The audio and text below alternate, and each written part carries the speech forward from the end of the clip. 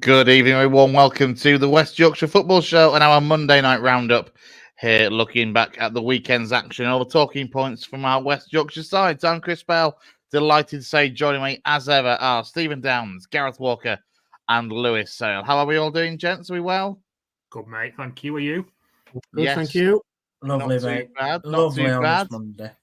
Well, I'm not surprised that you're in such a good mood, and that probably gives us a pretty good place to start.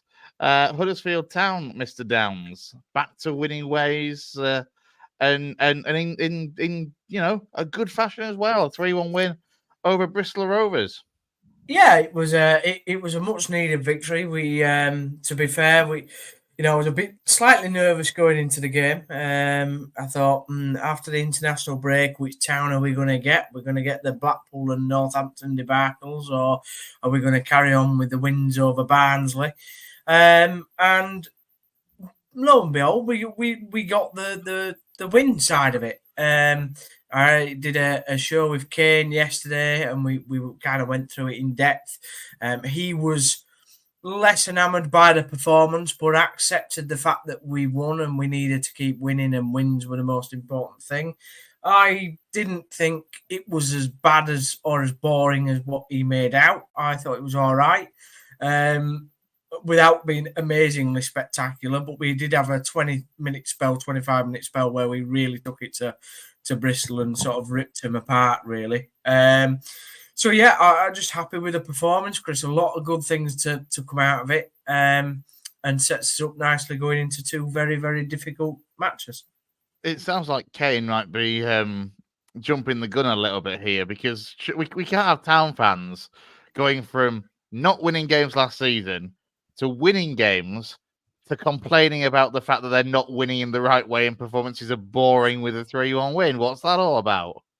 Well, Kane does commentary for a local radio station, and he sort of said, throughout some of the match on Saturday, he was a bit bored in terms of commentating for it. I do agree for the first 20 minutes of the game.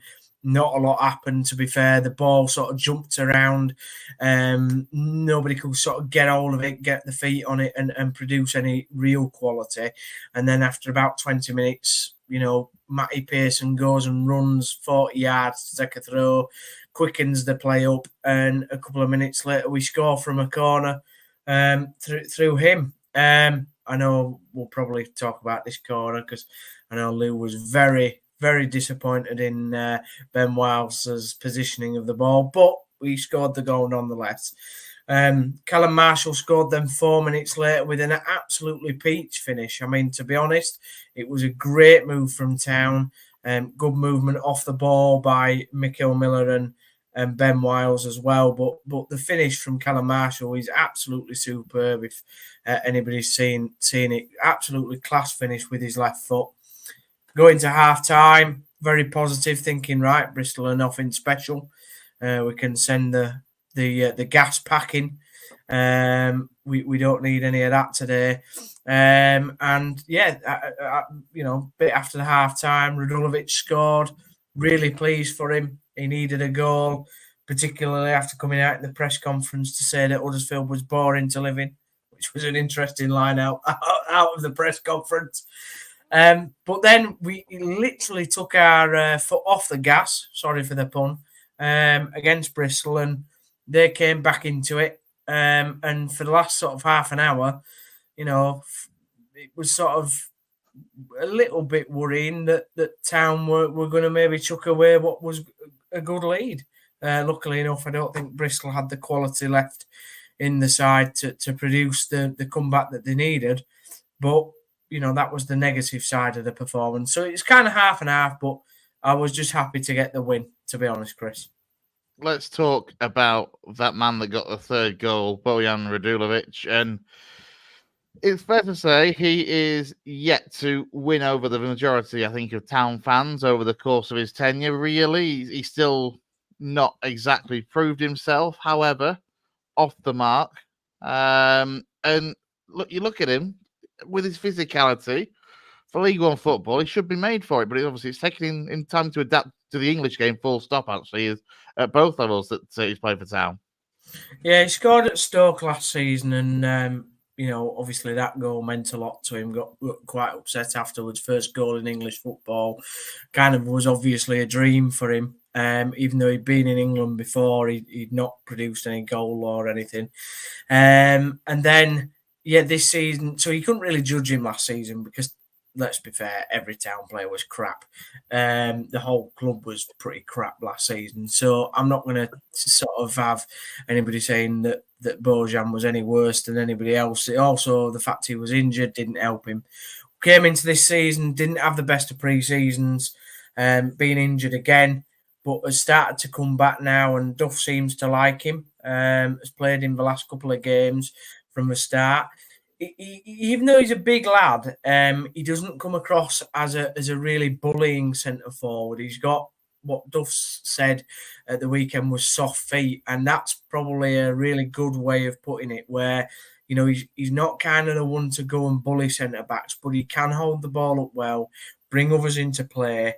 And he does. He has a real knack of getting in the right position to score goals. He's just not had that final, what I call Jordan Rhodes finishing touch, really, to his game. So it was really pleasing to see him score at the weekend. It was a lovely finish. The ball came quick to him in the box and a simple tapping, but like I said, Jordan used to get in those positions all the time. And if that's the sort of centre forward he's going to become, then fantastic. We just need to give him the ball and get the ball in the box. So I think when you said about Town fans not deciding about him, I think he's been given a slightly not easy ride, but understandable ride. He's come from Finnish football where the majority of play is on AstroTurf pitches.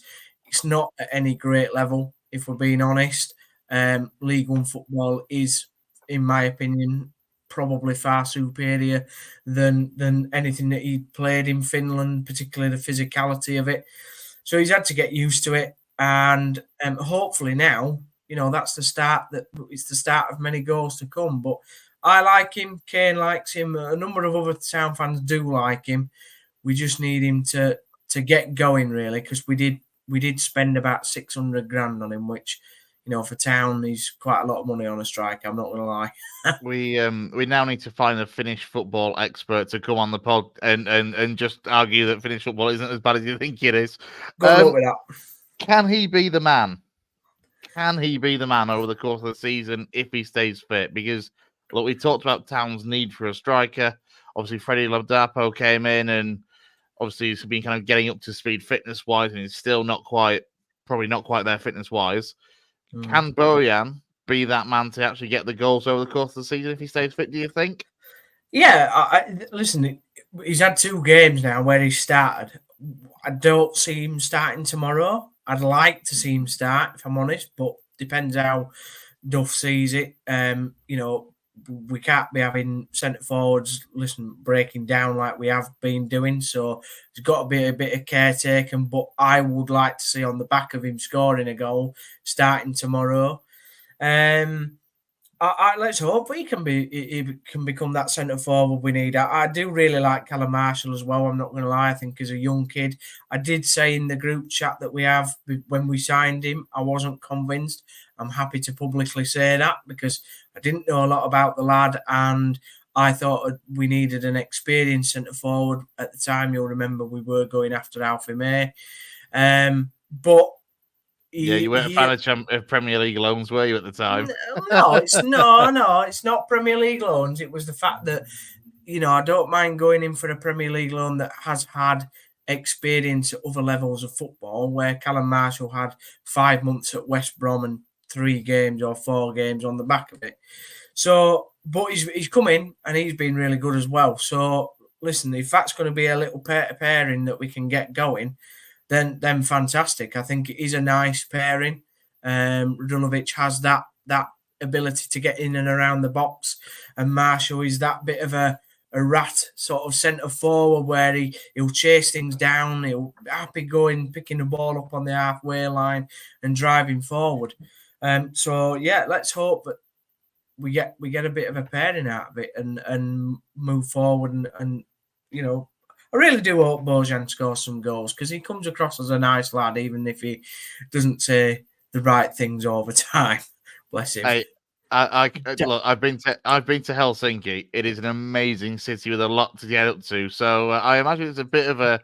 I don't know. I'll be honest. Huddersfield is going to have to go some to come anywhere near the lifestyle of living in Helsinki. To be honest, so I think I know what he means. I just want to put on record that 99% of Huddersfield fans agree with him when he said that Huddersfield is not necessarily a lovely. The outskirts of Huddersfield are lovely, but the centre of Huddersfield, probably where he had his flat, is probably not the best. Listen, he's been living in and out of B&Bs. His girlfriend. Get him moved out to Marsden or Holmfirth. They'll love it there. His girlfriend's come over now permanently, so that'll make a big difference. And I think me and Kane did speak about this, where when a player's home life is when a player's home life isn't as stable as what probably everybody knows about, then that can make a big difference to a player's confidence on the pitch. So hopefully things now have turned the corner for him in English football. Lou, you were going to come in, mate, I think. Damsey. Yeah, Damsey, instead of playing through the keel West Yorkshire style, Radulovich and Marshall, why doesn't Radulovich start tomorrow then against Wrexham? Surely if they've got a little bit of goals between them, that might be the partnership. It's a big game. Surely you'd want to play both of them together now? Well, I would for Wrexham as well. Big centre house for Wrexham. Well, I would play them, Lou. I think on the back of scoring, they both scored at the weekend. They linked up really well. So I would play them. I'm just thinking of the way that Duff thinks, and we've had real problems with injuries. Bojan has come back off a lengthy injury himself, and he is getting going.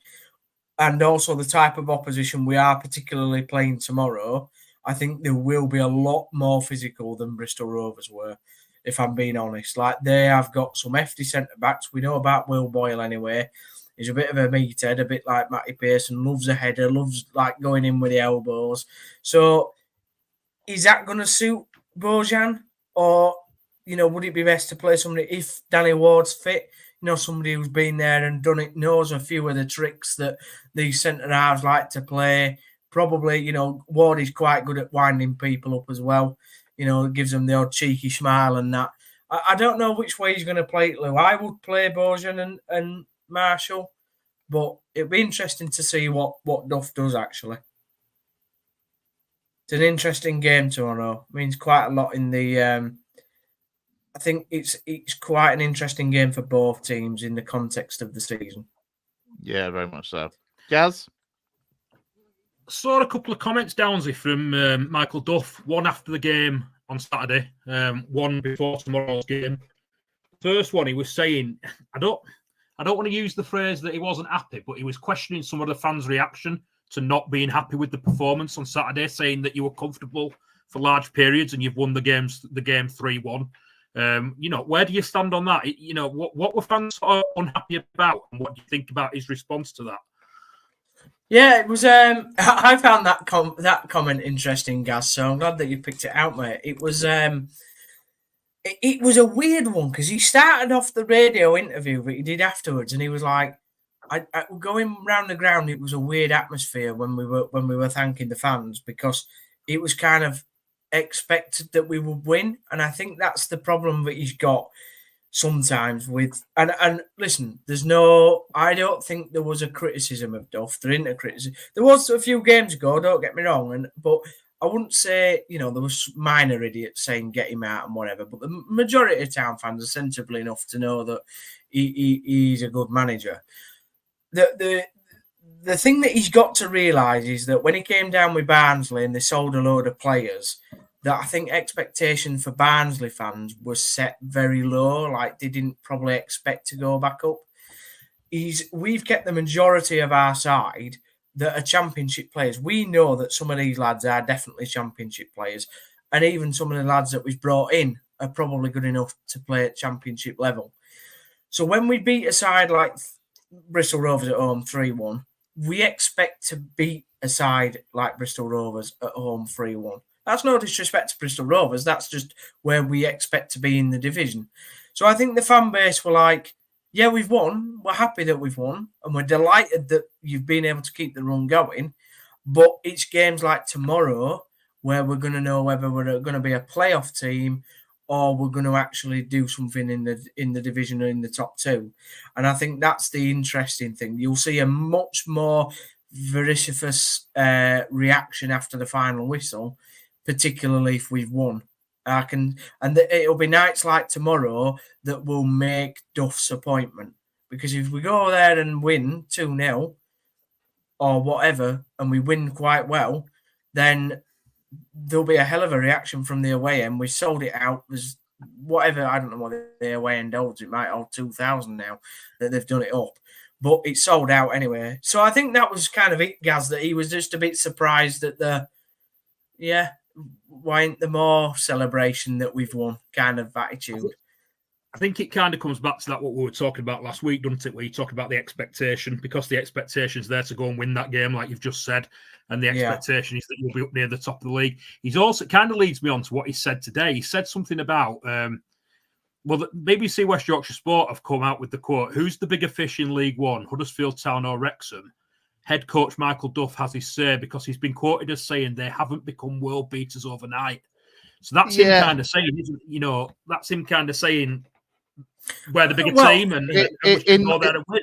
He said this to Michael Duff. He was like, well, what was it? He said in club stature we're the bigger club, but he says that about every club. So we're wrong at some point. I don't think. No, he didn't. No, he doesn't. No, he didn't. He said about Lincoln and Lasse Sorensen last week. Yeah, but that's not that. No, I think. When we played Birmingham, he was very realistic and said, look, Birmingham are the best team in the division, where I think for this one, people are getting very excited. We know the Wrexham story. I think we've all watched the documentary, or a lot of us have. They're going to be up for it. They're up for it every game, then. They're on a roll. They haven't lost 7 at home or 6 at home or whatever. Their home record's amazing. And I've read on the Wrexham fans forum today, Gaz, that, that when they do these polls, that 95% on that forum, which is the largest I've checked as well, which is the largest fans forum for Wrexham Football Club, 95% of them think that they're going to win the game tomorrow. So they're in no doubt that they're going to beat us tomorrow. Now, Duff's only pointing out, I'm going to use Jay's word that we've all talked about before the podcast, fact that Huddersfield we are the bigger club because where we've been, our stature within the game. But you have to compliment Wrexham and say what they've done over the last couple of years. They've been fantastic. So that's why I think it's interesting, Gaz. Tomorrow, Wrexham, they're going for it. They're second in the league. They're unbelievable in terms of what they're doing well. On and off the pitch. Parkinson's got them playing. Bit like the momentum that you had with you guys a couple of seasons ago. And us, we're just sort of toddling along. We haven't had, and obviously we had that bad run. We're now coming off that bad run. But we've started to steadily climb his way up. We're in the playoffs now. So tomorrow's a big test. Who's going to win tomorrow? And who's going to put a claim down and say, right, we are the team that's going to now start to motor along in this division and move everybody out of our way. And if it's us, fantastic. If Wrexham win, then I'll probably be on here on Monday saying we're probably looking at a playoff place at best. Yeah. So I think that's all he's been in his comments, guys. I don't think he's trying to be disrespectful to Wrexham or Parkinson. I think he's just being realistic and saying, look, historically, and what has been over the last sort of definitely 20 years, Huddersfield are the bigger club. That doesn't mean to say that we have any right to go there and win tomorrow.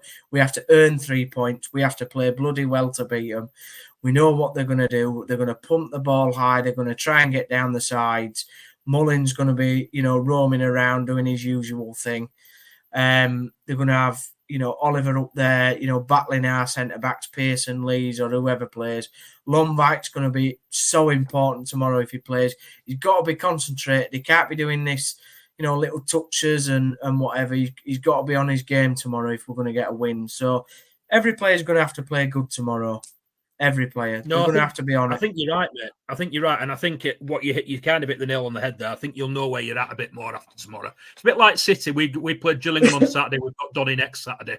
These are the games that probably make you realise a little bit how your season might go. And you've got one of them tomorrow. And one on Saturday, by the way, against Exeter, who are doing very well in the division. Fourth in the division. But the interesting thing is, all three sides that we're playing this week, Bristol, Wrexham and Exeter, they all play with a back three. We play with a back three. We all play the same sort of system.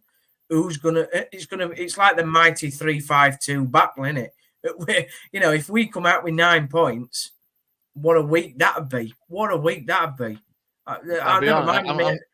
Never mind me be happy now, Chris. Imagine me next Monday when we've got 9 points, mate. I'll be bouncing off the bloody roof. I'll be honest. If I was in tomorrow night, if I was in at home tomorrow night, I'd be very, very tempted to stick Wrexham Huddersfield on. Actually, I think it'll be a really, really interesting game. Any final Huddersfield Town business before we move on to Bradford City, Downsy?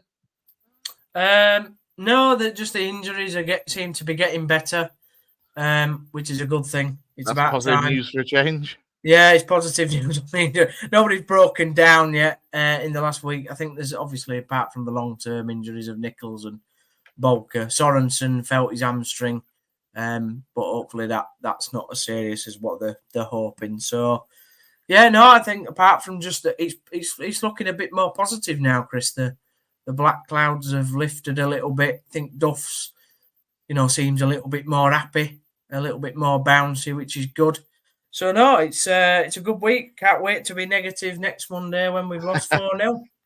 We'll see what tomorrow and what Saturday brings. We'll turn our attention to Bradford City. Reminder as well, in around 15-20 minutes' time, we'll be joined by Bradford City, former Bradford City player and current manager of Thackley AFC, Danny Forrest. He's going to join us here on the West Yorkshire Football Show. But before that, Gaz, Bradford City, a win, as you mentioned a moment or two ago, over Gillingham at the weekend, and one of those, hopefully, season-defining games for City. We had a bit of banter, didn't we, in group chat today, because I'm almost tempted not to talk about City, because when things are going well and you start talking about things going well, you hit the nail on the head. We can keep it short. Browney's here. Yeah, you don't want to get excited, because when you do, things always go wrong. And we've won 3 on the bounce. We've come out of that sticky patch where we were having to play with a 4 at the back, which we didn't really practice doing. We've got back to playing 3 at the back. We've got players coming back from injury. We've now won 3 on the bounce, and we got a Cheltenham tomorrow night, and it just looks like your typical Bradford City banana skin. So we don't want to get too carried away. But if we can get a win tomorrow night, and then we've got Donny on Saturday, which would be absolutely massive, because Donny are a couple of places above us and a couple of points above us in the league. They're tipped to do well this season. We have still got apparently a sickness bug going through the camp, and there will be players missing tomorrow, or likely to be players missing tomorrow. Jay Ben missed out on Saturday because of it. So we are juggling that, but hopefully on the injuries front, we're starting to come back to more of a fully fit squad with that. So, let's just see how we go. And I think I didn't say like Gillingham and Donny would be big tests, but in the same respect, Cheltenham will, because like I say, it's a typical Bradford City banana skin, someone that's not doing particularly well in the league, and we tend to go to these kind of games on a good run and lose. So, let's see how we get on tomorrow night. But Saturday was very positive and a bad run, but I would say that it was probably our best performance of the season so far. We played some really good stuff. So long may it continue. I mean, we can keep it. Do you want to keep it as short as that? Or what else have we got for City to talk about without wanting to jinx too much? Yeah, there isn't a lot more to say. Like I said, we don't want to jinx it. Like I said, there are injuries still around. Gaz is genuinely this worried about the situation. People might think you're taking the piss a bit, but you are that worried. And it's so Bradford to go on these hot streaks and then followed by a streak of defeats, isn't it? Well, we've done that under Alexander. And Alexander, I read after Saturday's game that he's got a 50% win ratio at Bradford City. But even in that win ratio, we have gone on winning run, losing run, winning run, losing run. So there's nothing to say that we're out of that yet. We've won 3 on the bounce. We had a bad run before it. Gillingham were in bad form. There are issues still that worry me about the team a little bit. Callum Kavanagh's back in the side playing up front with Andy Cook, but he's still not scored yet this season. His pressing was a lot better on Saturday. He was leading the press from the front. I don't know. I think that the not having scored is playing on his mind, because I don't know if any of you saw it, but just before Gillingham scored, we had a goal disallowed, and the reason it was disallowed was he tapped it in on the line when he was offside, and the ball was going in anyway. The header from the corner or the cross. I on the line. So he's probably playing on his mind a little bit. So he's not scored yet. Tyreek Wright doesn't look, to me, still the right player to be playing at left wing back. I think we looked better when Lewis Richards came on there on Saturday. Wright went off with a tight hamstring, which apparently he's been feeling on top of the sickness bug. So he might be missing tomorrow night. So there are a couple of issues, but the form's good and players.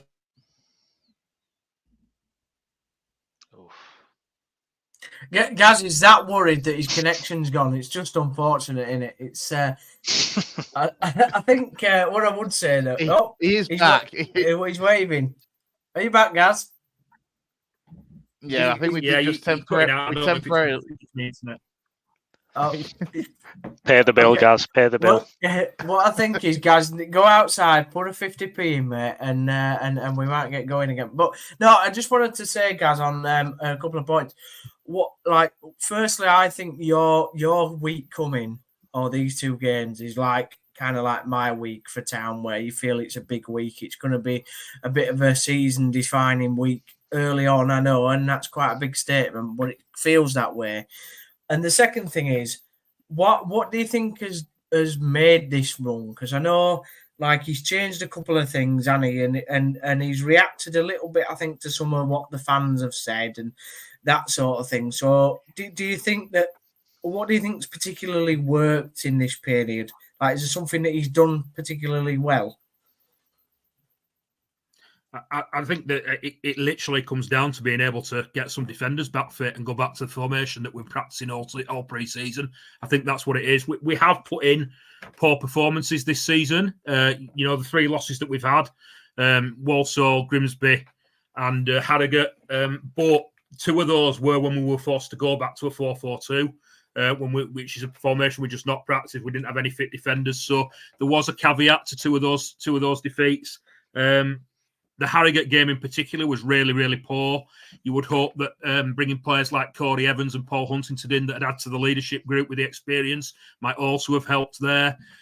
So, yeah, I would say it's literally that for me, Downsy. It's this being able to go back to what he wants to play and what we practiced all pre-season and played at the end of last season. It's made a big difference. Hopefully, the sickness bug don't stick around too long. The other injured players start coming back as well. Because I did notice after Saturday that Jack Shepherd, I don't know if you saw his goal on Saturday, any of you, but it's a hell of a volley from outside. Oh, mate, I loved it. How didn't Graham Alexander compare it to Zidane? Yeah. Yeah, he did. Yeah, it's an amazing. I tell you what, there's some bloody good goals in the EFL over the weekend. Everybody must have been on the Weetabix. I know Jason said this earlier on today, but the goals saw League Two, because I don't know if you've seen it. The ball's bouncing around in the box. There's desperate defending going on from Gillingham here, there, and everywhere. It's headed out, it's headed back in, it's scrappy. There's people lying on the floor, and then it just falls to Jack Shepherd on edge of box, and he leathers it, and it flies into the top corner. It's Zidane-esque. And this is a lad who were playing for Pontefract Collieries not so long ago. He's on loan at us from Barnsley. I can't see him. I mean, all credit to him, but he's never going to hit a ball like that again. The worry is that he's playing really well at the moment, and so is Neil Byrne, who's come back into the side after injury and illness, and they're both apparently one booking away from a suspension. So we need to get your Aidan Baldwins back fit, who can come in for those if they have to pick up suspensions. So there are worries, like I say, you Tyreek Wright, you Callum Kavanagh not having scored, and these suspension worries. But fingers crossed we get through tomorrow night, because I think that will be a big thing, not slipping up on that banana skin. And Saturday, if we get through tomorrow night, Saturday will be absolutely massive, because Donny will bring a huge away attendance, and it'll be a top of the table clash. Me and Gaz might be I might travel over to Aki next Monday, so me and Gaz can just do the show together with a few beers. If we're both getting 9 points from this next 3 games, bloody hell. What about me? I invited. If Leeds well, it depends if the hologram turns up, if we're being honest. You two are So on obviously, your way Gaz, you got anyway.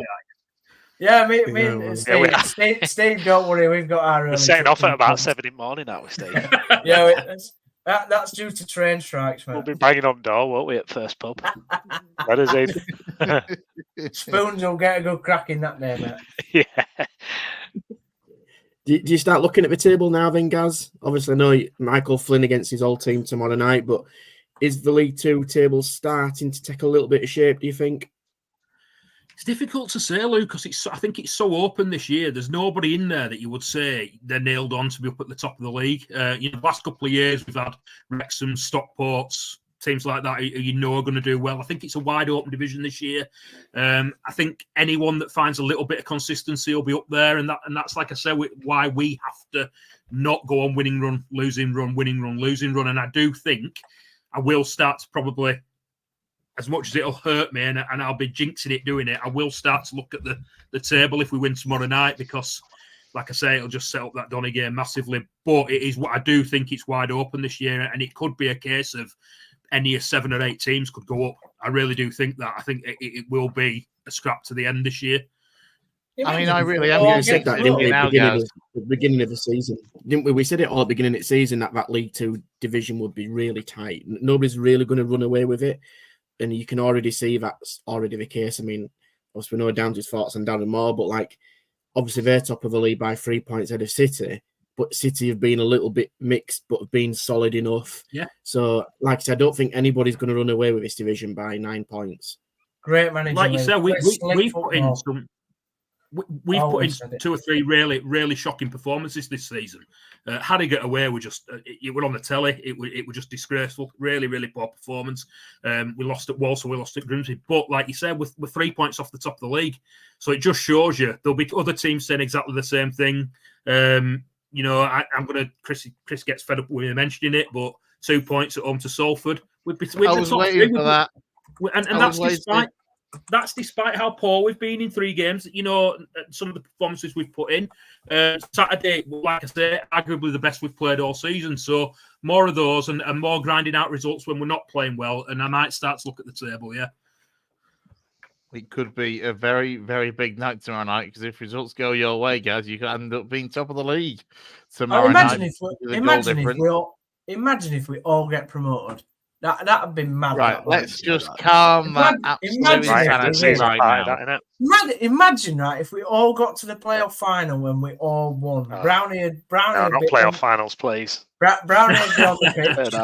Jeez. I know Ian's just come in with a comment about Kavanagh, and it's an interesting point. He's put Cav just needs a goal. Now, yes, he does. He looked really good towards the end of last season.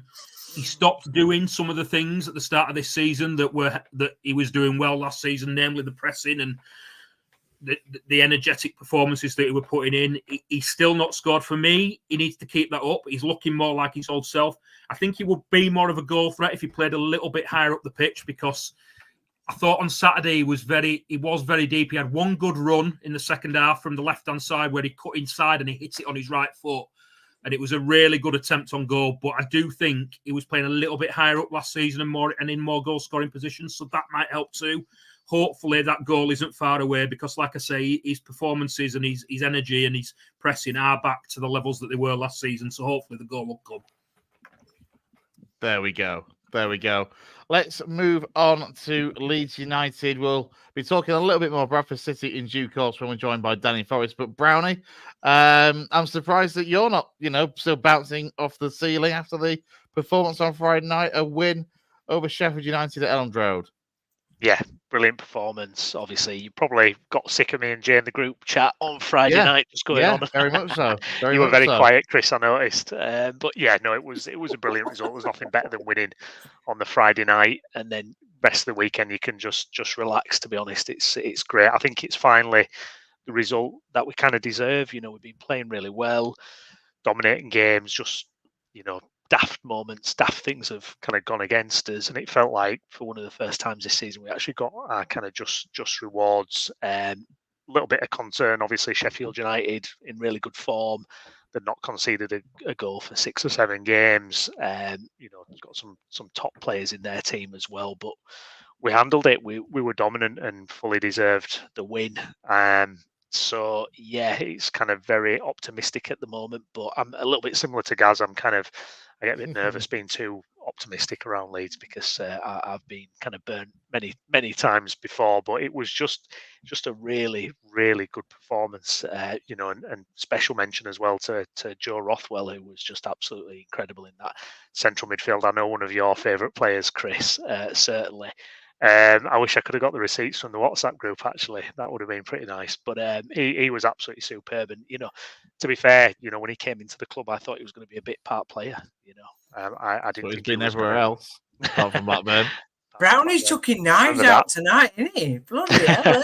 Yeah, I was going to say, Chris, are you ready? Are you ready to retract your Joe Rothwell? Wow. I'm not. No, because my opinion was that he's been bang average in his entire career. Like he was in a bang average Blackburn side, and yeah, he did all right. But he was a bit part player at Bournemouth when they went up. He was a bit part player at Southampton last season. So no, prior to joining Leeds, he's been a bang average footballer. It's crazy because I'm watching him. Sorry, Steve, but I'm watching him on Friday night. I'm thinking, this guy, how is this guy? Like, honestly, it was so good, that performance on Friday night. And you're just thinking, where's this guy been? If that's the case, I haven't followed his career. I haven't seen much of him before Leeds, but I was kind of blown away. And obviously his midfield partner Tanaka as well, absolutely superb. And it's like I mentioned to Jay, we've got our match review. So if there's any Leeds fans watching who've not seen that, me and Jay did a review yesterday. An in-depth look at the game. But we were saying we've kind of stumbled on this kind of through bad luck, 2 central midfielders getting injured. Yet the midfield now, these 2 are looking really good. And Ampadu's probably due back in it around Christmas, kind of January. But I mean, if these 2 are playing like this continuously going forward, it'll be hard to see him getting back in that midfield, really, because they've just been superb. We do give Joe Rothwell. Here we go. I don't think it is. He's had 2 promotions and played one. Yeah, he has, but he played. You've got such an agenda, Chris. Oh my God! Chris. Can I just say? Hang on. He played 14 games for Southampton last season, some off the bench, and he played 31 appearances for Bournemouth, again mostly off the bench. So yes, he's been part of good squads. He's been fortunate in his career. And as I say, look, if he's performing well for Leeds, then fair enough. I'll say he's doing well for Leeds. But prior to this, he's just been an average Championship midfielder, and I will stand by that. I just want to put a disclaimer out there. If Joe Rothwell or his family are watching, these are views of Chris and not part of the West Yorkshire Football Show. Yes, definitely not the West Yorkshire. Brownie, in terms of, do you think that you're going to be winning the title now, mate? Because Leeds fans do swing from this, absolute oblivion to positivity. Hadn't finished talking about Friday night, but crack on. No, do you know what? It's mad, innit? It's mad. I was critical of Farker in the summer. You fellas will know in the WhatsApp group. Start of the season, I was like, I could see it kind of going south. Fans seem to be on his back, and there's still time.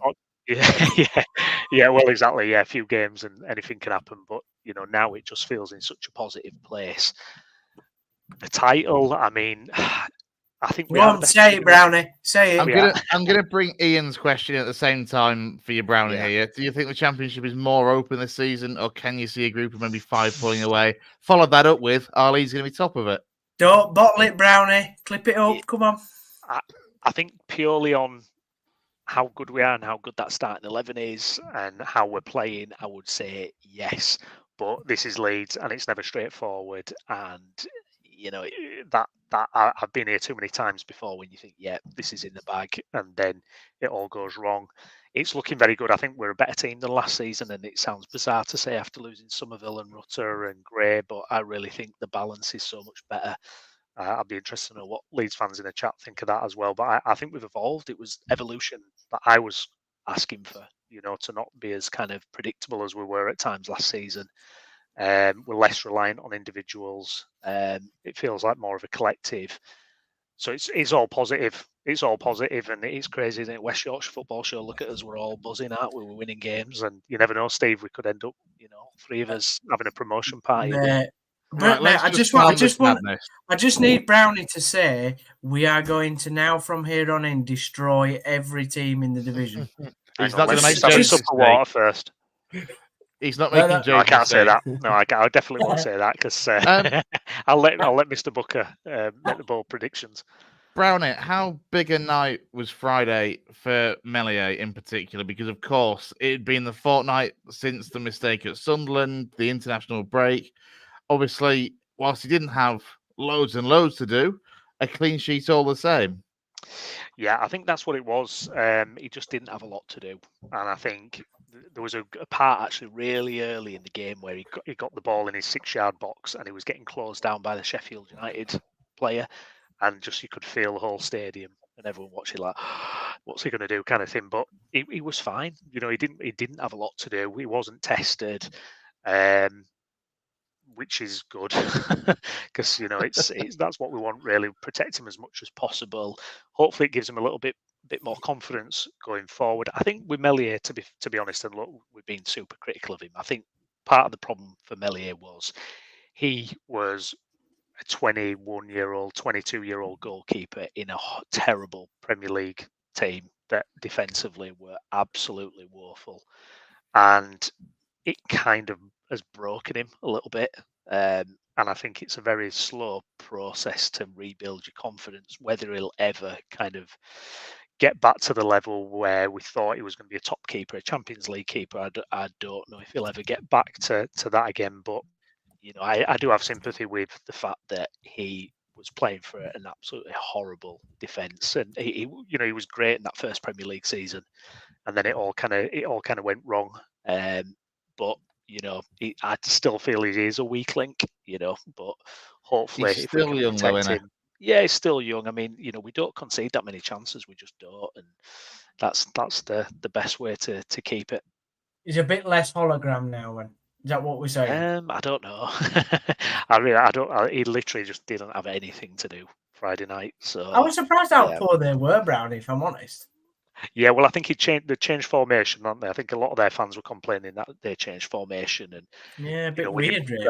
Midfield, Sousa and Hamey thought that's going to be tough for Rothwell and Tanaka. That's going to be tough. But I were really disappointed in them. It was, it seemed like hoofball. Callum O'Hare, he was just getting caught offside all the time. He had little to no impact. For me, no, from our blaster either, wasn't there? No, I mean, this is the thing. It was kind of really, surprising how little they actually had. Yeah.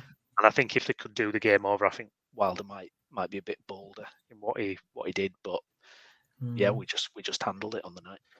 Finally, with Leeds, then kind of looking ahead, I'm thinking it's Watford at home tomorrow night, and for them, off the back of I don't know if everyone's seen the social media situation that Watford found themselves in over the course of the weekend, where they were putting some rather disparaging tweets out about Luton, only to then get thumped by Luton in their derby. I mean, it was peak Championship football, to be honest. But a game that Leeds, you'll just be looking to pile the misery on Tom Cleverley's Watford. Yeah, we've got to back up Friday night and follow up with a win. It's a home game again. We've kind of had an extra bit of rest time compared to them as well, playing on the Friday night. So yeah, no excuse. Farker's done his press conference today. Everyone's fit. Everyone's ready to go. We've got Solomon back in the squad. We've got Dan James fit again. Plenty of options. You know, Joseph came off the bench the other night and bagged a goal as well. So he's full of confidence. So everything's looking positive. Everything's ready to go, and we've got a decent run of games now. You know, we've got Plymouth and Millwall, and plenty of winnable games coming up. So we just got to do the business. That's what it's all about. We'll talk more Leeds later on. Delighted to say that we're going to be joined in a moment or two by a man that did this. This is Danny Forrest scoring an overhead kick against Walsall back in 2003. I'm delighted to say that Danny joins us here on the West Yorkshire Football Show. Danny, thanks for coming on, mate. Evening all, yeah. Thank you for having me. How are you for a start? Yeah, steady away as usual, really. Cheers. I mean, look, we couldn't not start with that, with having Gaz, who is our resident Bradford City fan and correspondent, on and letting him reminisce about that one. Yeah, am I right in thinking that was your second pro goal, Danny? Yeah, that's it. A lot of people ask me about it and think it was my debut, but it wasn't. No, it was my second one. You're right. Yeah. Somebody's How did doing that feel research. how did that feel scoring in front of Gott over the kick? Yeah, I mean, at the time, I was only 18 and fresh out of following Bradford City up and down the country for year after year as a kid, really. So it meant a lot at the time, to be honest. Yeah, that season when you came into the team, that was on the back of all the sort of the financial issues that were starting at the club, and they'd been in admin, hadn't they? And they tried to get rid of a few players, and obviously they were only lucky really to start the season, weren't we? What was it like coming into that kind of environment? Were there still a lot of top pros around that you could sort of lean on, or was it really, really difficult? No, I mean, football-wise, it was brilliant for a young lad leaving school and going in as an apprentice, because I joined the first year after the Premier League, so we were still left with your Stuart McCalls, Wayne Jacobs, Atherton, Molinar, Weatherall, Ashley Ward, Benito Carbone, all these people that you were getting to mix with day in, day out. And I look back now and that was certainly valuable for me, but not many young players have the chance to sort of be around, they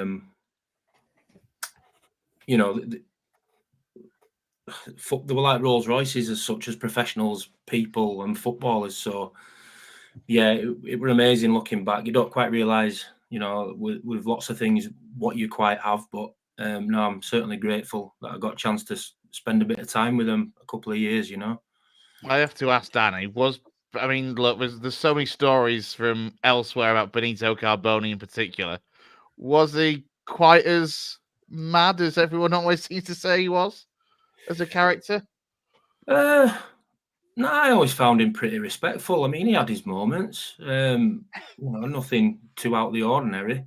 But I went in and I actually cleaned his boots while he was there, and he was nothing but brilliant with me.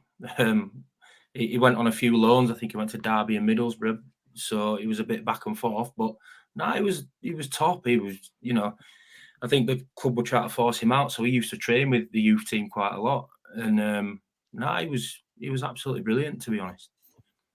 Danny, from your point of view, you've just spoke about, like, obviously coming into that environment.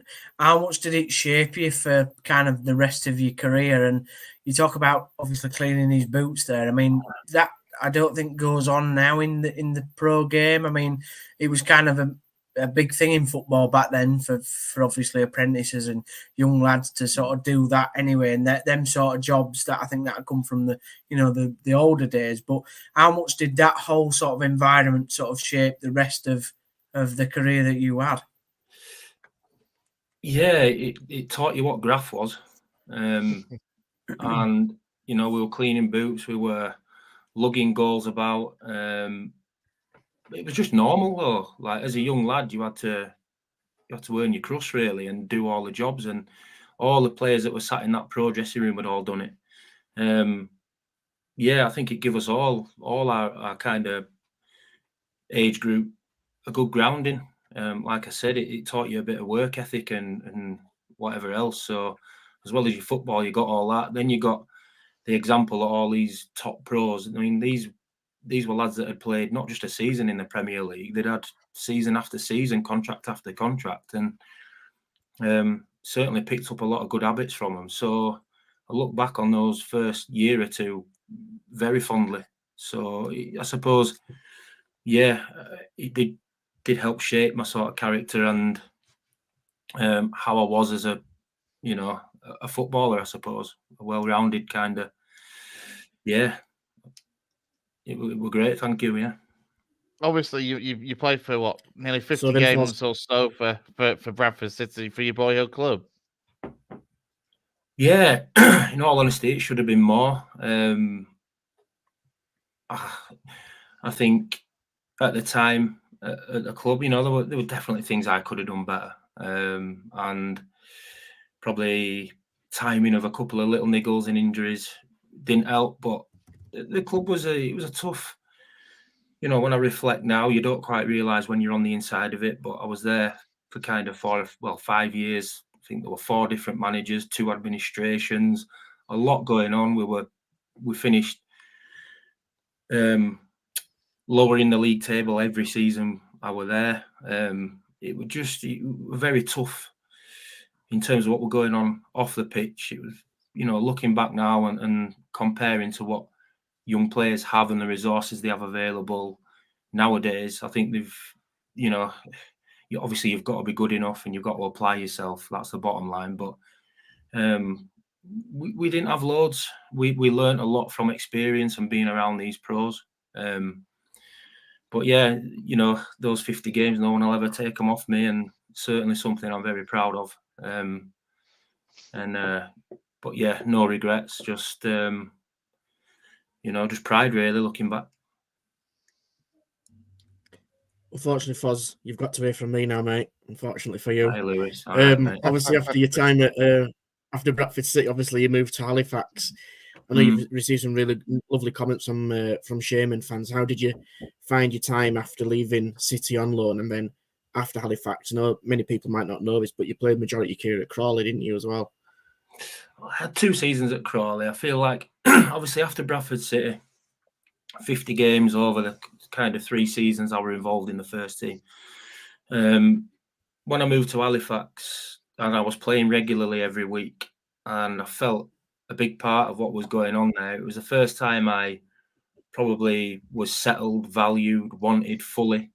Had a manager who put a lot of faith in me, worked with me hard on training Would that have been Chris Wilder back then?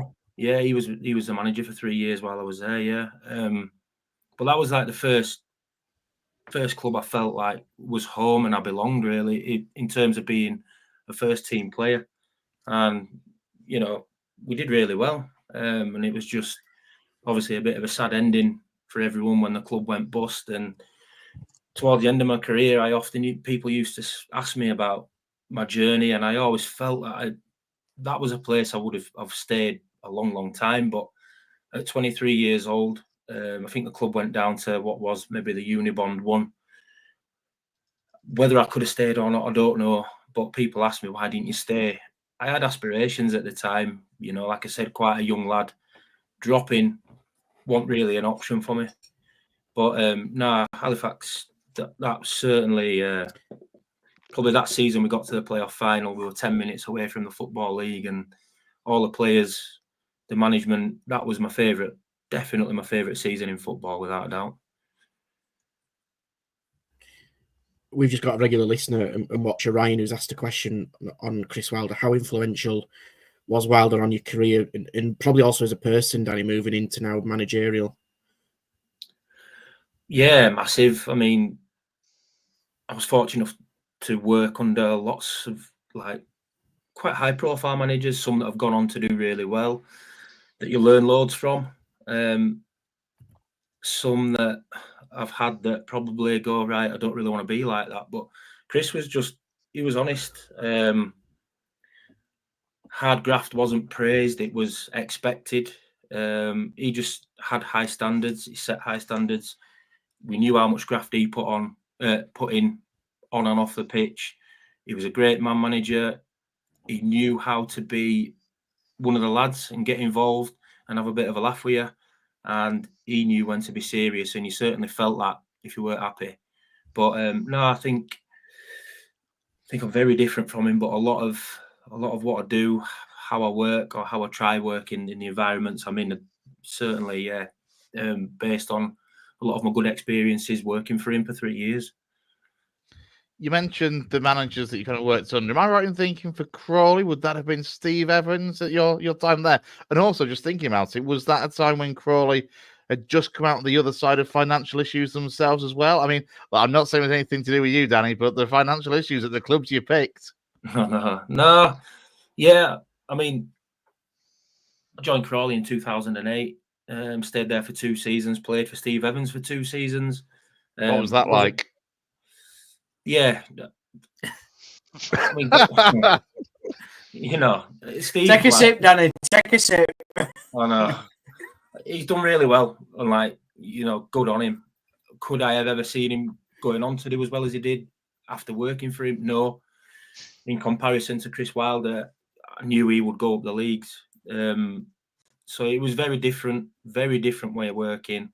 Like I said, at probably 23 years old, I was still living at home.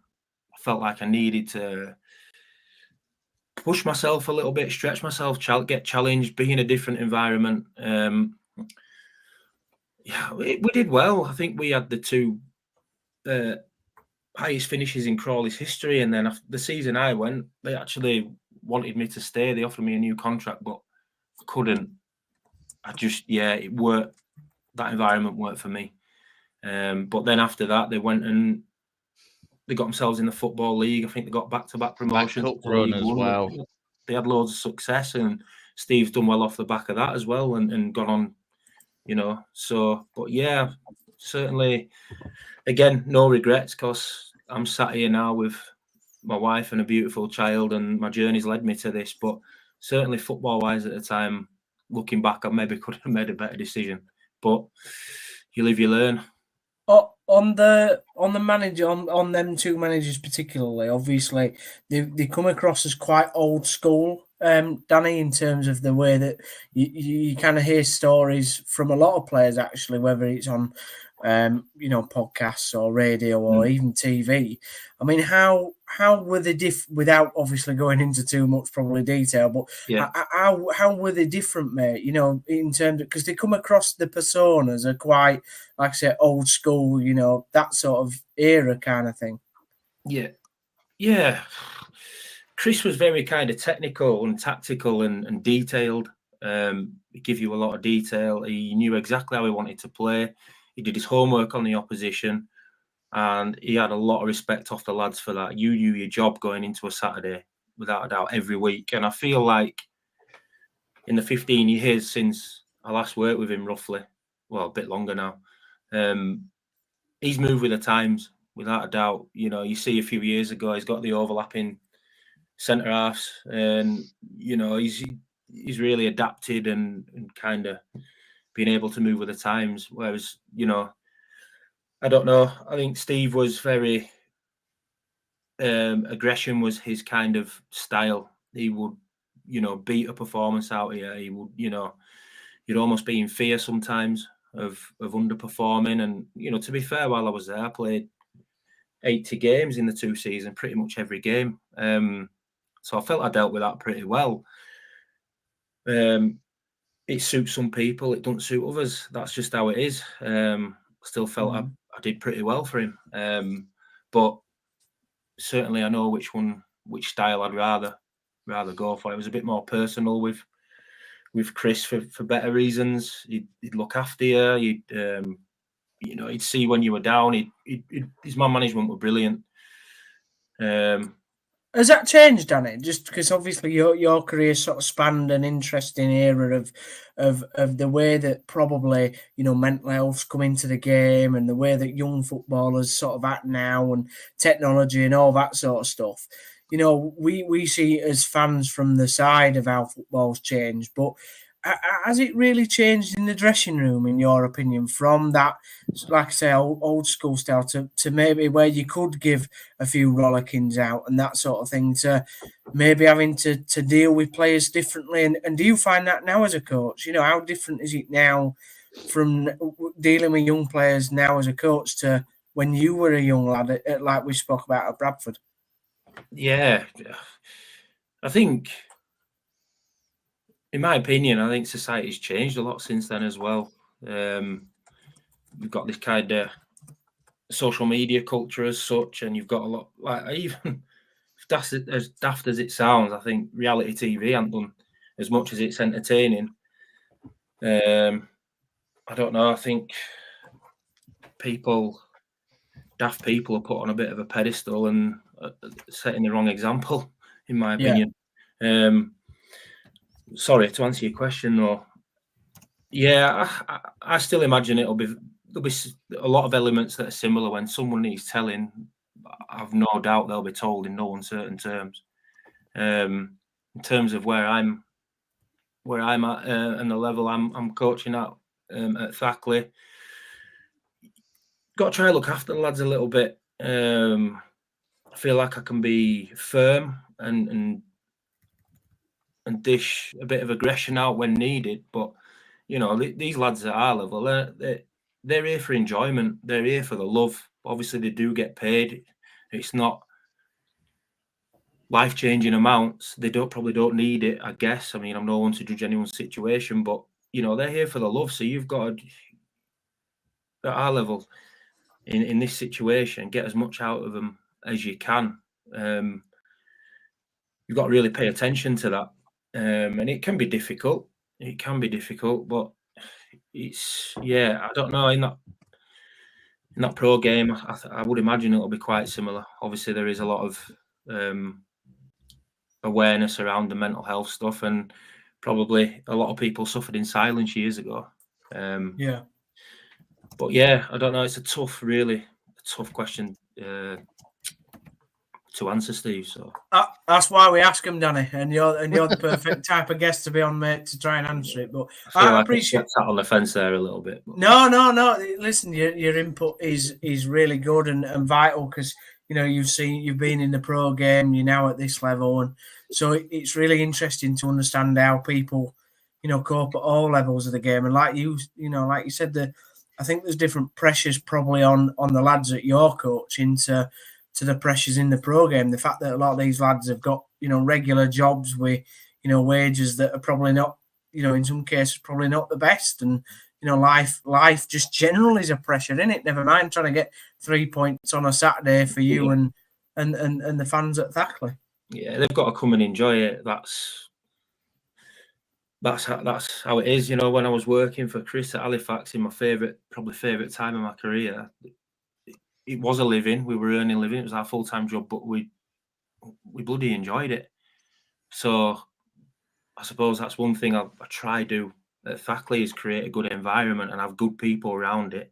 Definitely demand and challenge players and try to stretch them and be the best they can be, but got to enjoy it. And generally, you play your best football, when you've got a smile on your face. So yeah. So obviously now you're at Thackley, Foz. Obviously your first managerial stint were at Stilsden, and obviously you've adapted now to become first team coach and manager at Thackley. And like you said, surrounding yourself with really good people. I know the likes of Ben and Dempsey as well. But you've gained that trust, I'm guessing, from the group, that you can possibly dish out a little bit of the need to knows, and you've got that relationship, haven't you, with that group that can probably allow you to do that. Yeah, I think so. Like you've mentioned, obviously Matty Dempsey and Ben Higginson, and who were on the staff, and I've got a good friend of mine, Tom Higman, who played at Eccleshill and Thackley. Matty and Ben probably have a skill set and a character that that complements mine, which works really well. And then me and Tom are quite similar, but we have a lot of trust, and we're good mates. We're all singing off the same hymn sheet, so that blend seems to be working quite well. But yeah, I've worked with a lot of the lads previously, in terms of the players, and a lot of them know how I work, and bless them, they seem to want to come and work with me again. So hopefully, must be leaving a good impression on them. But we've got a great set of lads at the minute. Really, really proud of them and of how they're going about the business, the way they apply themselves, the way they take on information, and the way they just lay it all out on the line on a Saturday afternoon. Like you said, Steve, before, in your part-time footballer, you've got jobs and whatever else and families, and there's a lot of things that can change during the week. But one thing they do is when they cross that line, they give you everything, and that's all I can ever ask as a coach or a manager, really. But no, I'm still loving it. Still got as much desire as when I started, and it's. I think obviously in between Guiseley and Thackley, I had 6 weeks out. That was probably the longest 6 weeks. I enjoyed it, to be fair, but it was 6 weeks in kind of 21, 22 years out of football, and it's not going away. I'm still addicted. So I'm just grateful to be involved. It's brilliant, really enjoying it. And obviously at the moment, Thackley yourselves, obviously the table is what it is at the moment, but you're fifth, challenging at the right end of the table. From a few years ago, Thackley were kind of a mid-table NCL Premier Division team. How is it going so far for the season? Obviously, you're not going to go too crazy because you're a manager, but you're going to sit on the fence a little bit and keep them on the toes. But you're doing really well. You must be really happy with how it's panned out so far. Yeah, no, can't not be. I mean, I felt like we had a great season last year off the back of kind of finishing in the bottom half of the bottom half for sort of 4 or 5 years or whatever it was, and then we managed to finish 7th last year. We were hovering around 3rd and 4th for most of it. So my thing is, without setting the bar too high, it's how I've always been. Whatever job I've had, it's can you do better than the year before? Just improve. That's all I want, to grow, to get better.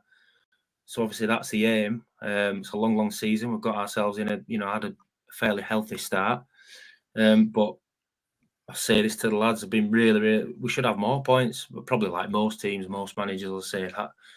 But our performances have actually been really good of late, and probably haven't quite picked up the points we did.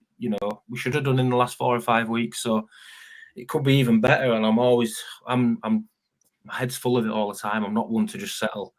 We've won a game, and it's the focus is always the next game. But I have to, like, watching the game back since Saturday, always want more, always want to improve, always want to push the lads, and that's just how my nature is. So although we've got ourselves a good start, I want more. That's just how I am. So yeah. Is there a possibility, Foz, for one of the lads to do what you did 12 years ago and hit one from the halfway line into the back of the net from a kick-off? Well, yeah, to be honest, we had one earlier. Well, if I can get a clip for you boys, it might be worth showing. But Ben Brooksbank, I think he put one in from near the halfway line. It wasn't quite the halfway line, but yeah, we've got, honestly, there's some really good players, really good players that have either been at clubs, come away, try to rebuild themselves, had decent non-league careers, find themselves in the NCL. The standards, actually, really. I know you've watched a lot of games, Lewis, over the last few years, but there's some top players, and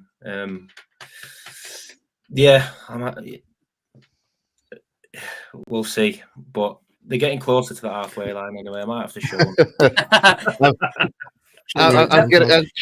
Surely you wheel that clip out every now and then. I think it's got about 175,000 views on YouTube. If anyone hasn't seen it, go on to Guiseley's AFC's YouTube account. It is on there. I mean, that was some striking. I couldn't not get you on the show without mentioning that strike in particular. And I mean, Christ, you even got Kitty pretty much running onto the halfway line as well. Yeah, I think because that was in the County Cup and we were playing Harrogate Railway away. We were winning 3-2. Railway just scored in like the 91st or 2nd minute to equalise, and it was a horrible November night, freezing, raining, and no one wanted extra time. That doesn't time. sound like Harrogate Railway, Foz. Yeah, no one wanted extra time. So I had nothing to lose.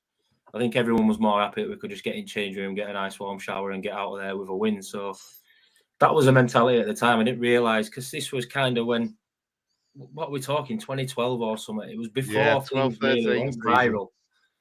I think YouTube and all that was just it's just coming, Twitter, whatever else. So no, it's another little memory I've created, I suppose. But no, again, glad, great memories. Just goes to show that And finally, competitions. before we, sorry, Chris. Just gonna say, it just goes to show that the competition's a non-league game, and like, even little things like the West Riding County Cup that, on the face of it, not many people really would think would create. You get some magic out of it. It happens, at all levels of the game. Yeah, I mean, my dream was to be in the pro game like for longer. I think I did 10 years as a a full-time player at various different clubs, but I'd probably say my best memories are of the non-league teams I've been at. There's something to be said. It's, without being too cheesy or corny, it can be quite magical at times, and it is very, very personal, and I love that side of it. So no, it's great. Finally, Foz, then before we let you go, obviously you've played and managed teams around West Yorkshire, and obviously our podcast is very much focused on our area. Just your final thoughts on those teams that you've kind of connected with. Obviously, like Bradford City, how they're going so far. I mean, obviously, the non-league clubs, it's a pretty healthy scene, isn't it, in the moment? How do you feel a lot of them teams are going so far, and how do you think they're going to get on? Yeah, well, starting off with Bradford City, yeah. I mean, I went to the Newport game last Monday, was it? Yeah. And I know that was the start, a good result, and it started off a mini run, but I thought they were brilliant that night. I really did. The system they played, kind of the 3-5-2, the wing backs their engines allowed that system to be good. Obviously, Andy Cook up top, always a threat, but Richie Smallwood, I believe he's coming to form, but I thought he absolutely ran that game. It's healthy. I know Gaz will tell you, as a Bradford City fan, you don't get too far ahead of yourself, but no, you don't. Can you tell him, Danny? Can you just tell Gaz to not worry over this next couple of games, because that's all he's been doing for the last hour.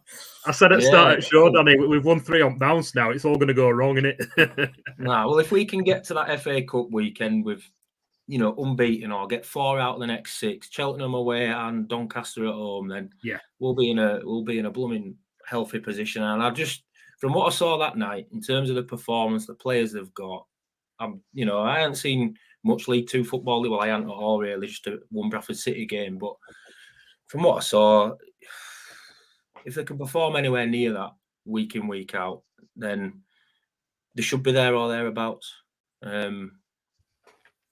But how important, Danny, do you think stability is for Bradford City? Because obviously, look, from your playing days when you were saying about the managers that you played under and the turnover of managers, to just Bradford City on as a club over the last 15 to 20 years, how important do you think it is actually for them to have a period of stability? Because look, we've talked on the podcast in the past about, apart from the Parkinson era, it's been quite chop change of managers. So how important do you think it is for Bradford to stick with someone?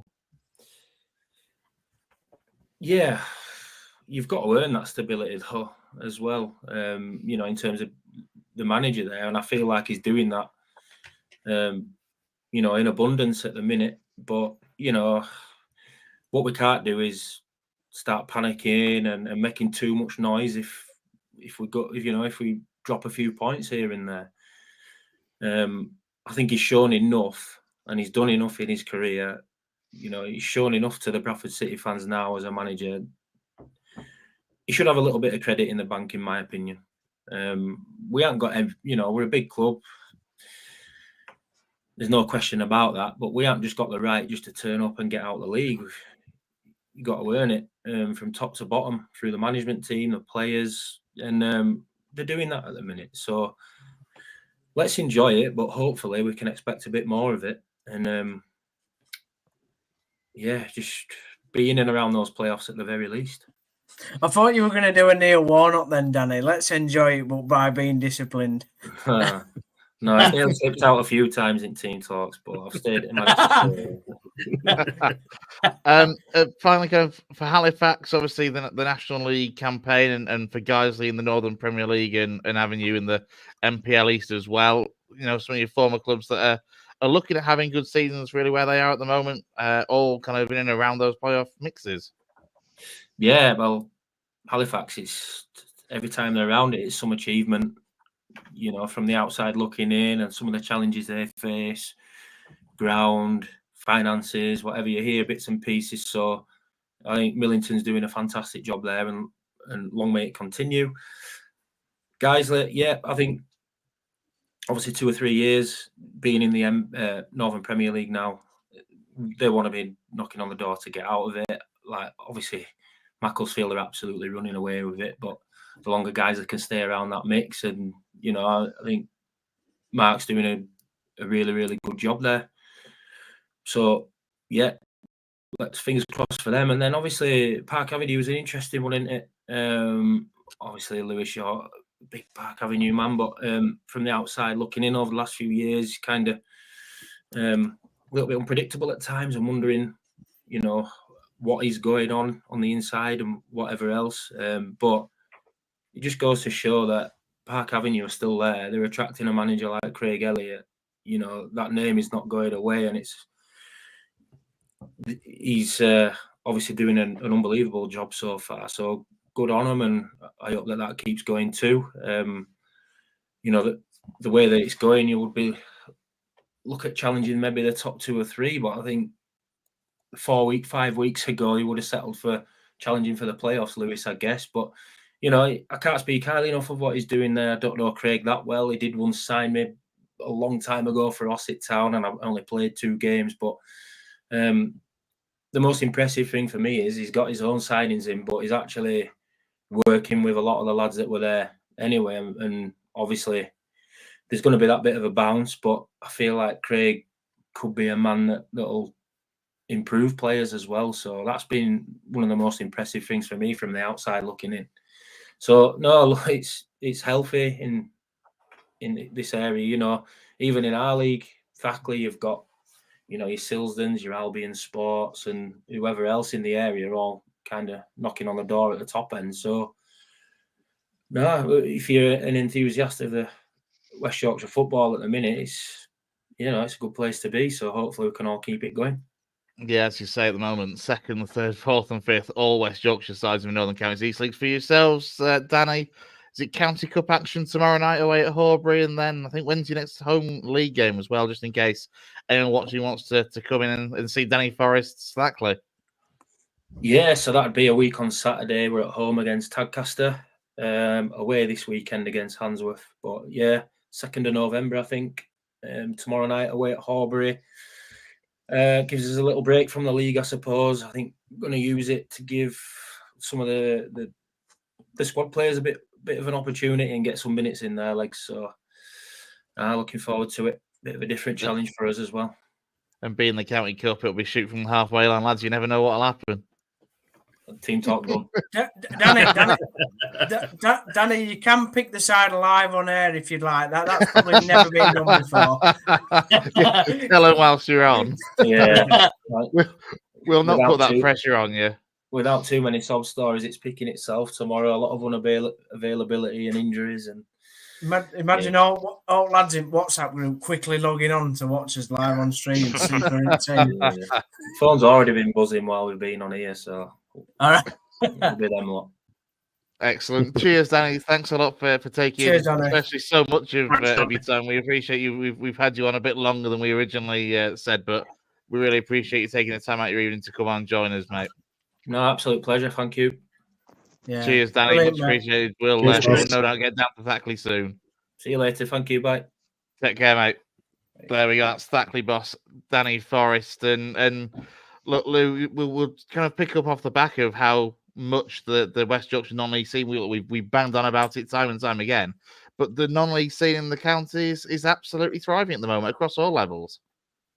Yeah, we say it every week, don't we? But we don't say it for the sake of saying it. We're hearing it there from the man himself, who's right in the thick of it, who's leading the team in the dressing room, doing everything he can do to get his team to do as well as they can. And listen, it was only, like I say, a few years ago that Thackley were quite a mid-table team, and that wasn't being disrespectful. That was just the way it was. But since then, they've had like Greavesy in, and like I say, Danny Forrest is now taking full charge with the guys around him, and it's a really good place to be, and there's some real talent in there. And it just shows that, especially at Thackley, knowing the guys down there, especially Foz, they've just got such a really tight group.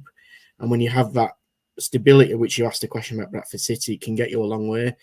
And I think, Thackley will probably be one of the first teams to recognise, and might not necessarily be the most talented of teams in terms of ability-wise compared to others, but what they've got is team spirit and a real hard-working unit that can get them over the line. Obviously mixed in with quality as well, but yeah, it's good to get Foz on. I know we've been trying to get on for the past year, so it's good to finally get him on the show. So that's him done for another year and a bit. But this is a guy who's had a career in the Football League, and he's got some stories to tell, which is obviously we've heard, and now he's giving back to the game in his local area, and you can tell he still loves it. And listen, he's going to go back to work just now after this, and probably working on his tactics and squad for tomorrow. And the weekend after that, because as we've heard on this show before, that these coaches really know each other, and trying to get the best players around this area, the best friends for about 6 months, and then for 3 months with arch enemies. So it's really good to get him on. Yeah, I just want to say, like, absolute gent as well. The fact that they give us real insight into the City days and the Northern non-league. So, as even though I'm not a City fan, and I'm not necessarily a fan of the clubs that he's been at, I think it was a really, really great insight. And just cheers, thanks to Danny for coming on. I really enjoyed that chat. It was brilliant. Yeah, from a Bradford City perspective, exactly that. Scoring that goal in front of the Cop, coming through the youth system, living the fans' dream. Yeah, top lad. Great to have him on, and we had so much we could talk to him about. He was just a fantastic guest. So thank you very much. To be fair, guys, you'd have been about 8 years old when that goal went in, wouldn't you? 2002, I was 20. Let's wrap up then by, as we always do, kind of casting our eye across the non-league scene then, across the region. And obviously for Lewis, for Halifax, they just keep on going. A good win on the road at Boston United, who, albeit are struggling in the National League, especially at home of late, but Halifax went there, got the job done. Yeah, absolutely. That, sneak into the playoffs at, 7th. And they're also what we're down to 10 men, obviously, in the last minute. But Boston are really struggling in that division, which, for those of us kind of knowing that league and non-league as it works, it's not surprising. But Halifax there have done the job, exactly 1-0, pretty much a perfect result away from home. You get out of there, clean sheet, 3 points on the board. There's not much else you can ask for, really. Yeah, and they go to Rochdale tomorrow night again. That'll be at, which will be quite an interesting little derby for a Tuesday night. Obviously, Farsley losing. Well, I was about to say at home. It wasn't at home, Lou. It was your home, Bradford Park Avenue, Salesforce Stadium, the venue for that one on Friday night, where Spennymoor ran out comfortable winners in the end. Yeah, disappointing night for Farsley. Like I say, the ground is still, a hot topic on social media in the circles of non-league. But in a moment, obviously, like I say, they're having to play away from home. The first home game in inverted commas at Horsefall, and suffering a heavy defeat to Spennymoor. And listen, Spennymoor are an established National League North team, like Farsley are, with credit. But it's a disappointing loss to a team that is in and around them in a moment. But yeah, I think, Farsley just need to just pick up a few wins and get back on track a little bit, because, they've slipped in recent weeks, especially in, like I say, in the FA Cup, and the last minute against Kettering must have really hurt them as well. So they just need to get back on it, really. Absolutely. Guiseley, they went to Ilkeston Town and took a point in the MPL East, a busy weekend for a lot of the sides in our region. let's start with Bradford Park. How you, Lou, for you guys over there? A good win away on the road up in Durham, up in County Durham at least. Yeah, like Foz said, you can see the effect that Craig Elliott's having on the team. Obviously, with the players that are coming in, the players he's been looking at, that one of the first things he wanted to do was to shore up that defence. And he's got arguably one of the best defences at the moment, with two really good wing backs in Hassan Smith and Dan Francis. But, they've got also the centre-back partnerships now between Mark Beavers, Josh Ashman and Ben Blythe have been a revelation, and they've just really shored things up, which has ironically meant that Ben Whelan, who was signed from Fleetwood Town in pre-season, has gone on loan to Sheffield for 3 months. So, it's never an easy place to go as a North East. Notoriously, a religion up there in terms of how they play football and the quality and the talent that's there. But, I think in fairness, Avenue were probably a little bit disappointed to just go, 1 or 2 goals up at half time. It could have been a lot more. Concert came back into it in the second half, but Avenue caught them on the counter-attack to secure the victory. And like I say, once the third goal went in, it was done and dusted. But, kind of taking a biased hat off, I think it was fully deserved for Avenue, which is keeps them unbeaten run going. And tomorrow's test against Emily is one of the biggest games of the season already. Yeah, absolutely. Elsewhere, also they lost 3-0 away on the road up at one of those northeastern clubs in Bishop Auckland, and since then Dave Wild as well has resigned from his role as manager there, Lou, and Ryan Quarter has taken the caretaker job for now at least. Yeah, it's unfortunate when you see a manager unfortunately lose his job, obviously tenders his resignation, which has meant Ryan Quarter now becomes temporary manager, so to speak, at the moment. Unfortunately, not doing well in the league, but they've had a good run in the FA Trophy, which you thought might have just kept him there a little bit longer. But obviously, Maeve felt that he could only take him as far as he could do. Obviously, I don't know the circumstances. It's a disappointing result to lose 3-0. I mean, Dave Wild's been in around the game for a while now, been at Runcorn Linnets and Matlock. I'm sure he'll get another job somewhere else, but Ossett need to rebuild. Yeah, very much so. Brighouse, they got a good win over Ashington. Also good wins for Gareth Town at Grimsby and Pontefract Coles against Liverpool in that Yorkshire derby. And then finally, the last one to mention from the MPL East, Emily with an emphatic 4-0 win over Carlton Town. And we saw Carlton Town, obviously, at Avenue, Lou, last Tuesday night with a 1-1 draw at the Horsefall. I'll be honest, I thought they would be tough opposition for Emily, but Emily completely swept them aside. And as you say, it sets up nicely for a hell of a game potentially at the Horsefall tomorrow night between Bradford Park Avenue and Emily. Yeah, I mean, it's a super victory. I know just before the game, they had some devastating news to Carlton Town about the president who unfortunately passed away. So whether that had an effect on the players and the management, I've no idea. But you can't take anything away from Emily at the moment. They're absolutely flying, fully deserving to lead the league at the moment.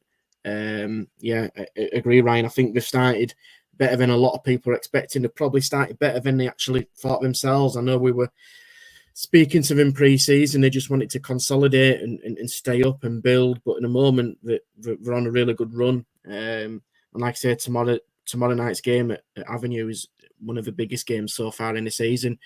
Both teams massively in form. Ironically on the form table, I think Avenue are at the top of the form league. But I think Emily are second or third. Emily leading the division by 6 points.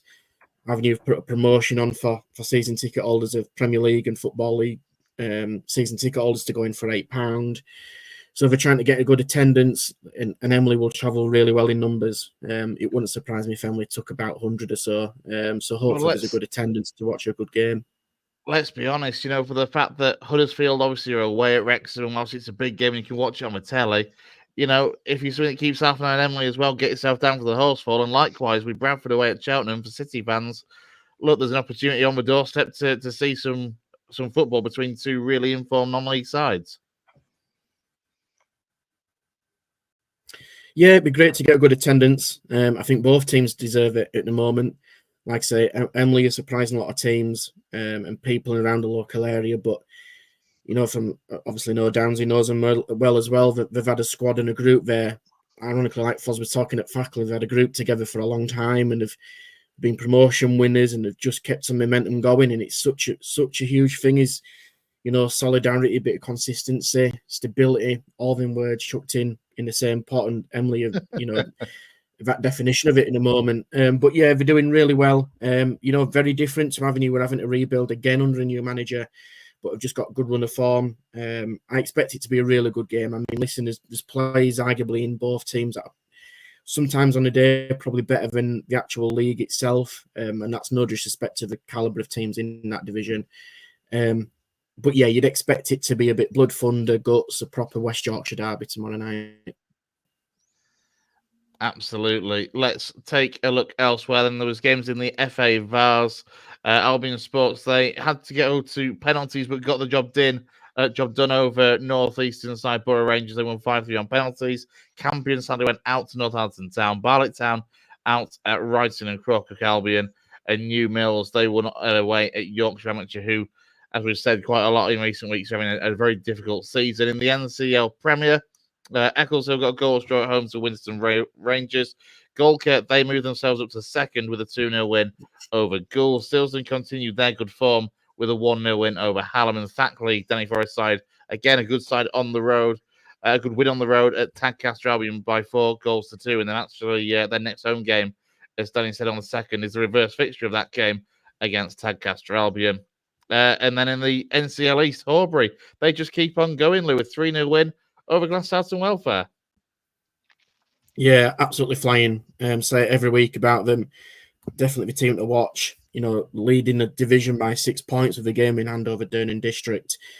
Yes, Wunwell Town have got 3 games in hand on them, but Horbury just score so many goals. It's hard to argue against them getting promoted or even becoming champions.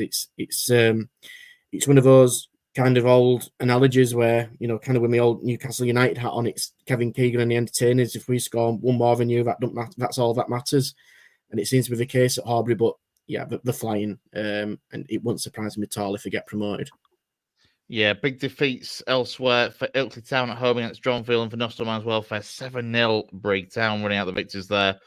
Shelley, they were beaten 2-0 at home by Armthorpe Welfare. And then finally, South Leeds, they are starting to make the South Leeds Stadium a little bit of a fortress of late.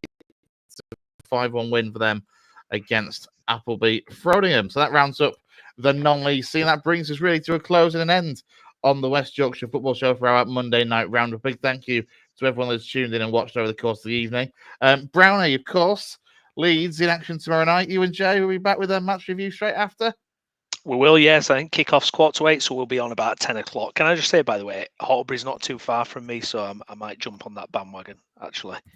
I might start nipping along. I was supposed to be getting behind Ossett, but judging by how they're doing, I might just skip, go on a little bit further, and Horbury, all Horbury out way. Hang on, whoa, no, that's not how it works. You absolute for your second team. Wow. That's what you can do. You can just no, you can't. No, you absolute pussy. But I love Horbury. I've always been a massive fan of Horbury. Come on. So can I just get it, Brownie? Right? When England start doing crap in tournaments, you're going to suddenly become a Wales fan. Is that what you're doing? Well, no, that's a bit different. But when it, second team in the league, is it different? Is it different? Yeah. Well, actually, there's a few Leeds players in Wales squad, so maybe actually that might be a bit of a turn. Oh God! No, God! Get him off. That's when he's not complaining about them being called up by Wales for a start. Yeah, that's true, actually, yeah. Brownie, you're sticking with Ossett. That's what you said at the start of the season. We're not having it. So get along to Ossett, you muppet. They could do with your support. They could. Fine. I'm fine with me. I hope Emily win tomorrow against... Sorry, Lou, I know that you're a Bradford fan, but I quite hope that Emily win tomorrow. I'll be honest. It's going to be a big game, yeah. All of a sudden, Lou's feeling like coming over all Welsh and hoping for a Wrexham win. Gaz, obviously for City on the road against Cheltenham, it'll be on the telly. It's a game that I'm assuming you're not going to make the trip down to Gloucestershire for a Tuesday night. However, one that you'll be keeping a close eye on. Yeah, hoping to watch it on the box. Keep your eyes on the socials. I'll try and do a quick post-match vid after the match tomorrow, like I've been doing for recent games. So onwards and upwards for City, hopefully. Oh, guys, I wish you'd have just said that you were going down to Gloucester then. That would have shut him right up, wouldn't it? Well, I've been to Cheltenham before. I don't want to go again. Thank you. It's only good for horse racing, mate. It's only good for horse racing. Yeah. And Downsy, if you can hold back the tears after a Wrexham win, any chance of a town post-match grid? Tears of joy, my friend. Tears of joy. I'll probably get a post-match video. I'm going to play football tomorrow. I had 3 options actually. Watching Wrexham Town on the box, going to Emily Bradford with Lou, or playing football myself. So I've chosen to try and get fit. I'm disappointed that you're not going to Park Avenue with Emily in that I case. know. Actually, I thought you were. I thought you talked about that weeks ago in the group chat. I did. But the lads, the 5-a-side team, we've only got 5 at the moment. So if I drop, we've only got 4, which means we have to forfeit the game, which means then we don't win the league. The priorities, boys.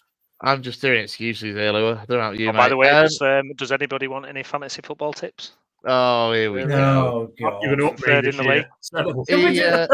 He actually Just let takes me an know. interest in it for more than a fortnight, and now look at him, he's Billy Big Gonads. Do you know what though? I put in Antonio, and I put in who else I put in? I put someone else in it. We're a shocker. I thought I'm gonna have a terrible week, and then Lou, third place as you do. I think we should Tom come up Candiff, we don't need him anymore. Basically, If you- what I'm saying. Right, well, that's nice to just wish him off the list. Yeah. Brownie, if you win the fantasy football league, you have to get a tattoo on your backside Of of the Horbury. West York of Horbury Town. Yeah, No, you're That's all not a right. compliment to Horbury. That's not. No, if I win it, I need some. You know what I mean? Come on. the That's West something Yorkshire- to Yorkshire, lose. Who's The bottom West- actually at the minute? the West Yorkshire Football Show logo, mate, on your backside. That's what we need. That needs to be the loser. Actually, let me just see who's bottom at the minute. Let's have a It's Me. Jay, innit? It's Jay, No, innit? it's me. No, I think it might be Gaz. And Yeah, which that's shirt not do you have to traditional, wear, yeah. Gaz? Which Well, which It's an team? Arteta mask in it. I think it's. What did you say, Gaz, for your shirt? I Did you didn't have say- one. 'Cause- He's a lover, not a hater, so he didn't pick Yeah. a club, did he? So I just said Yeah. the only thing I can say that I really dislike is Arteta. So I think it was an Arteta mask. Imagine if I got you a signed Arsenal season ticket I with don't even mind Arteta's that name. season ticket. That'll cost you a bit. Bloody hell. Yeah, Christ. If you've got that sort of money lying around, mate, you can invest it in the podcast, in the show. No, Right, yeah. No, I James haven't. I Milner don't is even bottom, mind by the way. Arsenal. I just don't like Arteta. Fair, This fair. pod's taking a turn. Chris, why is it every time you host the ending goes to crap? It has. Well, actually, I'm blaming Browney on this one because he dragged fantasy football into it when he didn't need to do that. He was just bragging, and look, it's cost us. It's cost us a smooth ending to the show. That's what it's done. Again. And it's the one year that I'm doing really badly as well. Normally, I'm not so bad. I'm normally like middling mid-table, and this year I'm having an absolute. Me and Brownie are doing the best, and we know the least about football and the least about fantasy football. That's a. So- Definitely. Look, there is a long way to go, and it is a marathon, not a sprint. And on that note, we will Right, end the tortoise. show there. Big thank you to everyone who has watched and commented. Massive, massive thank you to Danny Forrest for taking some of his time earlier to join us and have a natter about all things West Yorkshire football and the non-league scene in the area. If you haven't seen it and you're just joining us now, where have you been for a start? Go back and catch up. It will be, of course, be on YouTube and all the social media channels. Do follow us on X and on Facebook and TikTok as well. For myself, though, and the rest of the lads, enjoy the rest of your evening, though, and we'll see you very soon here on the West Yorkshire Football Show. Good night.